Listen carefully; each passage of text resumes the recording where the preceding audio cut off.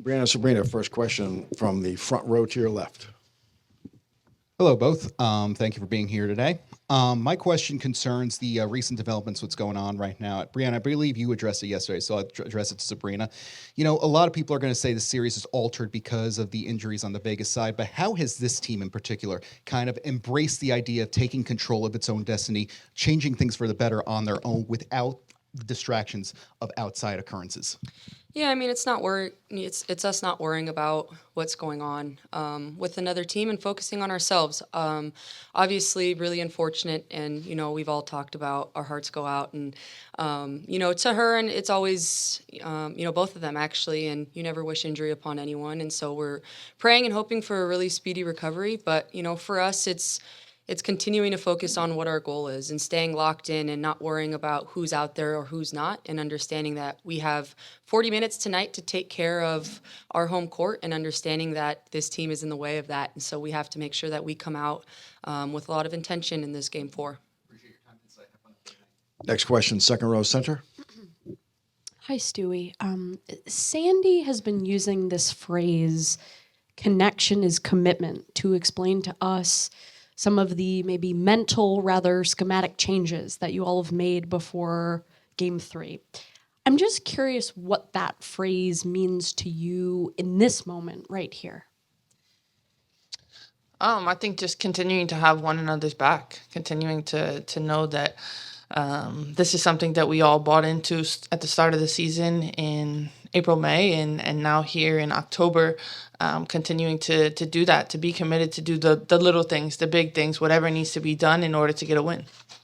And Sabrina, building off of that there, I'm just curious if you can describe an example, like what it looks like and what it sounds like when the team is adhering to that phrase and what it means. Just how we responded in Game 3. We were down 0-2, and we had an opportunity to just crumble, and we didn't. We came here, and we were committed to one another and understanding we got to help one another out. We got to be on a string, attached on defense, continue to communicate, lift one another up, and help one another through all the adversity that we faced throughout the game. And that's what we did in Game 3, and we have to bring that same energy in Game 4.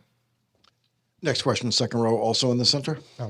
Stewie, Sabrina, for both of you, obviously there's a lot of conversation about the adjustments that Las Vegas has to make, but, you're in a position where there's no film on necessarily what they're doing, potentially some players who you haven't seen a lot of. How do you go about making that preparation for what is potentially coming at you tonight? I think just obviously starting with respect and respecting our opponents and understanding that, some players might get more minutes than they've had in this postseason, but they're in the WNBA for a reason, and understanding their tendencies and what they like and what they don't like to do. And like Sabin said in the beginning, continuing to focus on ourselves, making sure that we really embrace this home court advantage. We do better on the boards, because I don't think we did that great last game, and understanding what we did in Game 3 was hard, but what we need to do in Game 4 is even harder, and having that mindset and mentality. And Sabrina, just related to that, is there anything specific to backcourt play where this comes, in? Obviously, it would potentially affect you more significantly with Chelsea out. I mean, we've seen everything this year. Defensively, we've gotten everything thrown at us, and we understand there's only so much that they can do that we haven't seen already, and we're prepared. We understand it's us versus us out there, and we have to go out and be the best version of Recording New York in progress on offense and defense. And if we're able to get stops defensively and make things difficult, we can get into our flow and offense no matter how they decide to junk it up. Next question, front row center. Stewie, just to piggyback off that, I mean, they said today that they tried some new things, and they may not know what they're doing, but you guys may not either. Mm-hmm.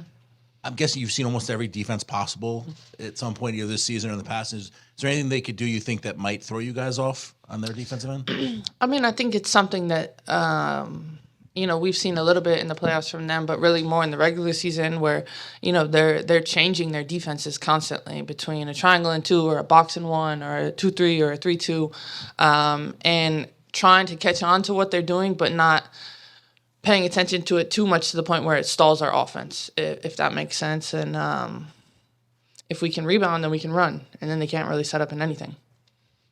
Next question, second row to the right. Thanks. Sandy said after Game 3, we can be a great defensive team, but you have to be locked in, and we weren't for the first two games, which was strange. I'm sure you saw the quote, but she also said, in practice, we just had to remind them what it looks like. And having done that before game 3, I wonder what the practices the last couple of days for this game have been like and what the message has been. You say Stav or Stewie? You say me? You. Oh, okay. I'd say we've had our best practices of the year this last week, before game 3 and now before game 4, of just being locked in on a string, understanding we got to practice the way we want to play. And that starts on the defensive end, just having a lot of intention, understanding what the schemes are, what we're trying to accomplish, how we're trying to, push out catches, make things difficult, continue to get deflections. And it starts with just being present in practice. And we've been able to do that before this game as well. And so very confident we're going to be able to execute that today. Next question, we'll turn to Zoom. Christos, go ahead, please. Hello, ladies. Hope you're doing well. Question for both of you. What kind of response do you expect from the Aces on tonight's game, and how well prepared you are going to game 4 about that response? I mean, I think they're going to come out hungrier than they've been. And, especially coming off a loss, they're going to be aggressive and try and get us out of our comfort zone. And that's really why our priority is to come out attacking from the start and make sure that we do that the entire 40 minutes. Sabrina, Breanna, thank you. We'll be joined. Back during the regular season, Recording in progress. you talked about striking a balance between going for the offensive rebound against Vegas and getting back in transition. How do the changes in lineup affect that game plan at all, if at all? Yeah, to be quite honest, we try to hit the offensive boards all season long, but with opportunity, just high tagging it, not getting out of position, so you're out of position in trans D. But yeah, we want to be consistent with that with every game. We think it's been a strength as we've progressed throughout the season. I think rebounding is going to be critical for us tonight at both ends of the floor, so it'll be a focus. Next question, second row center. Hey, Sandy. Presumably, Kayla George is going to be in the starting lineup for the Aces. I'm curious, what challenges does that pose? And I mean, because since you know her very well, and how much did you all prep for JJ to see aggressive doubles from them? Kayla, she gets the opportunity to start. I think that's great. Recording for her. in progress. Play in a final is good. She hasn't had that many opportunities this year, but she's a very capable player. So we'll hopefully not give her anything easy. In regards to JJ, I mean, if we have appropriate spacing and movement, even if they want to trap, how do we exploit it? So we welcome the trap, and then hopefully we can execute and get some wide open looks out of it. And also, I'm curious how tonight is the ultimate test of complacency and how far you all have come from that when you look at earlier in the season. Yeah, I think every team, everyone suppose in their own market expects everyone to win all the single time. And, we've had our growing pains earlier. I don't think we had them as much after All-Star when we started getting a little bit more rhythm. This is a good lead. You never can't just rock up and think you're going to win. And that's what helped us to get where we are now. Complacency, I think you can always, when some of their best players are out, especially Chelsea, the head of the team, it can be, but this is game 4 of the finals. This is win or go home. So hopefully there won't be any complacency there and we come ready to go. Sandy, next question, third row all the way to the right. Hey, Sandy. One fun one, on Kayla, she mentioned this morning at shoot-around that she actually babysat your kids when they were toddlers a couple times. I guess, how do you think she was as a babysitter? She was fun, put it that way, I think so, yeah. I mean, you never know when you want to leave a 3-month with one of your players that's only very young themselves. You learn a lot about them. But, look, she's a mum now, and she's a great mum and a great human being. And did you give her any advice as she was transitioning back to the W this offseason, or, yeah? Well, it was great for her to come back. She was MVP of our league back in Australia, WNBL, in the off season, had a great season. I just said just be ready for your moments and stay true to who you are. Next question, second row center, Sandy. Hi, Sandy. So in terms of preparing for this, a very different Aces team in a number of ways, is the point of emphasis trying to find some different points of attack in situations like that? Or, is it more a question of trying to prepare for what the expected lineup is going to be on their end? Where's the point of emphasis? Yeah, look, I think in the end we just stay true to our identity, because you can't in one shoot around determine, oh, okay, we're going to do this. We have to simplify it. I didn't want to overload them. Let's just do what we've been doing, and we're smart enough. We've played along, we've had a lot of games now, that they can react to whatever the defense is doing. And so just read them and take what the best options out of that, but stay true to who we are. Last game we got back to pushing the pace, moving the ball, setting better screens, spacing the floor, all the little intangibles which have given us great success as the season's gone on. It's, yes, can we go at certain players? Yes, of course. We do that with every team, but we don't want to get locked in on just doing that. And just related to a question that you answered at the very start of the season, you talked about the growth, the need to develop connectivity, to have this team in a cohesive way by this point. You know what it is to win a championship, and you know what it is to feel that from your team. Do you feel that whatever happens tonight, that is where your team is at this point? And, when did you start to feel it? Yeah, 100%. 100%. And look, I felt it through the whole journey, to be quite honest. How they arrived into camp, how they bought in. When your best players buy in, I think great success can happen. And you've got, Breanna, Stewart, and Courtney Vandersloot, and and JJ just buying into what we want to do and accomplish, and knowing it was a bit of a process. It's not easy just to throw 5 players out there and go play. Okay, we had to build them up. We thought which would be a successful way to play. But it goes back to the character of the players that we have, and that helps. Like I never at any stage, they were very coachable. They were hardworking. Even when we have to get on them, they respond in the right way. It was always about us, not about I. And that's been a great journey for us to have. And we've had some adversity. True. Every team does. But if you didn't have any adversity, you wouldn't grow. It'd be really boring, because you look back, how far we came from there, but we handle it in the right way. There's always 2 paths, and they can always lead back to the right road. But just really proud of how they've come together and the respect that they have for each other, and playing great basketball. And hopefully we can get this win and can keep going and go to Game 5. Sandy, next question, second row to your right. Thanks. Sandy, to the point you made a moment ago about being Game 4.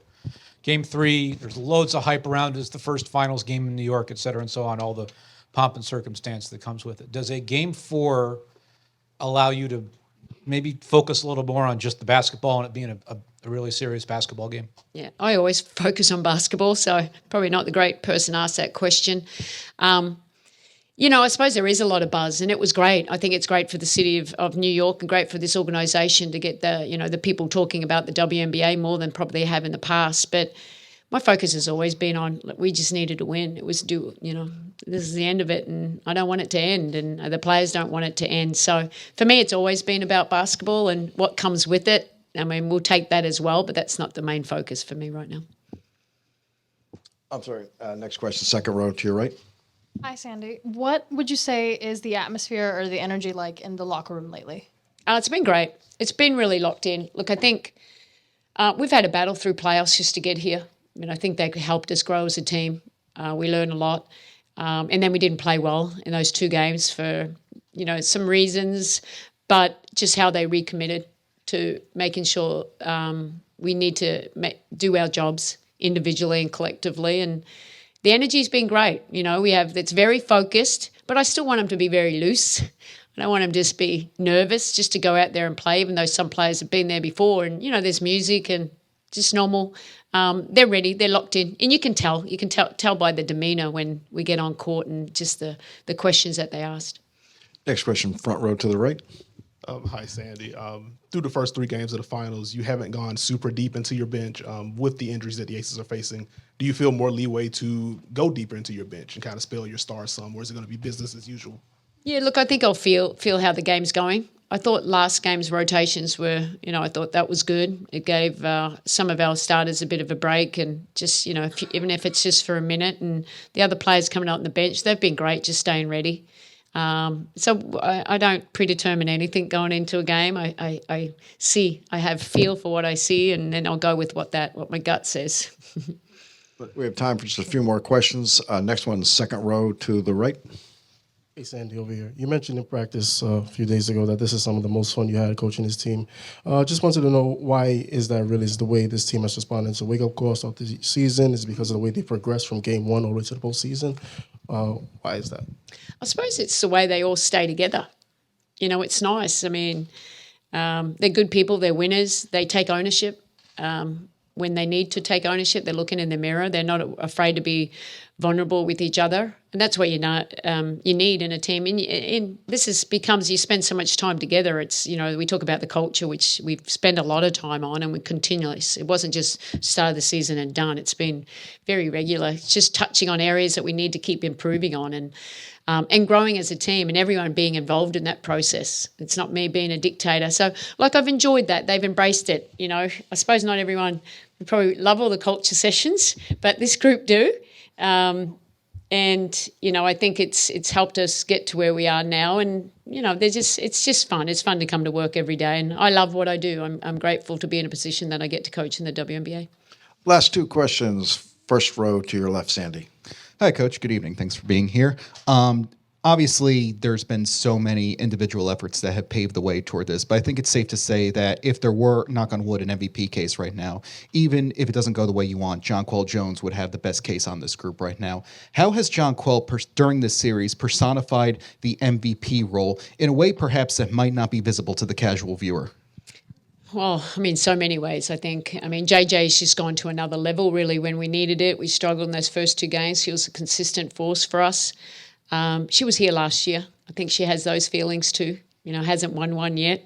There's a little extra motivation for her. You know, she's just locked in, and she's doing everything we can ask of her. And I think she's actually gotten better in this phase, you know, because I think she feels comfortable. She believes in, you know, she believes in herself and how she can help this team. And she's been a leader. So, you know, hopefully we continue to play well, and we'll see what happens.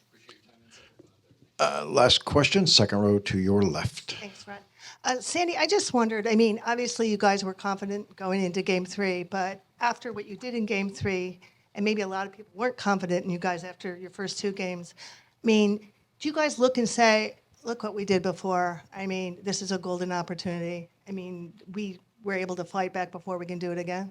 Yeah, and we have to seize this opportunity. You know, it's unfortunate. Sometimes players get injured, don't they? But in the end, you just got to focus on what you need to do. And it is an opportunity. It's very hard to get into the finals. It's hard, regardless. And then you just have to make most of these opportunities, and it's just bringing the effort and energy. And we've got to be better than game three, not the same, better. Sandy, thank you. Thank you.